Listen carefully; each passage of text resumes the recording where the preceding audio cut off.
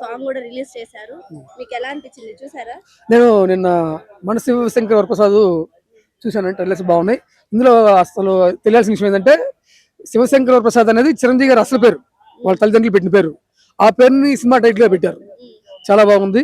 So తర్వాత చిరంజీవి గారు అంటే మాస్ ఆడియన్స్, ఫ్యామిలీ ఆడియన్స్ అంటే వెంకటేష్. ఆ తర్వాత చిరంజీవి గారితో సుమారు 30 సంవత్సరాల తర్వాత విజయశాంతి వస్తుంది ఆయన కాంబినేషన్ లో. సో తర్వాత ఇంకో నయనతార. సో వీళ్ళందరి కాంబినేషన్ కోసం జనవరి 12 కోసం జనం చాలా మంది ఎదురు చూస్తూ ఉన్నారు. తర్వాత ప్రెసెంట్ ట్రెండ్ డైరెక్టర్ లో అనిల్ రావిపూడి ఒకడు. ఇప్పుడు సాంగ్ ఈ మూవీతో మళ్ళీ ట్రెండ్ సెట్ చేస్తారంటారా వాళ్ళిద్దరు కాంబినేషన్? డెఫినెట్లీగా ఇది పెద్ద కాంబినేషన్ కాబట్టి, పైగా ప్రెసెంట్ డైరెక్టర్ టాప్ డైరెక్టర్ లో అనిల్ రావిపూడి ఒకడు. సో అతని కాంబినేషన్ తర్వాత music director Thaman. Present trend sector Thaman హవా నడుస్తుంది. సో డెఫినెట్లీగా టోటల్ గా ఈ సినిమా మొత్తానికి మంచి కాంబినేషన్. తర్వాత దీనికి చిరంజీవి గారు పెద్ద కూతురు కొనిదెల సుస్మిత ప్రొడ్యూసర్. సో డెఫినెట్లీగా పెద్ద హిట్ అయిద్దని మేము ఎదురు చూస్తా ఉన్నాం.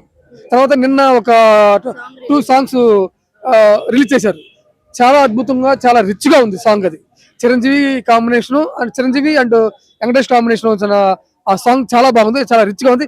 తర్వాత ఆ సాంగ్ లో కూడా ఒక సంక్రాంతి పండుగ వాతావరణం కనిపిస్తుంది.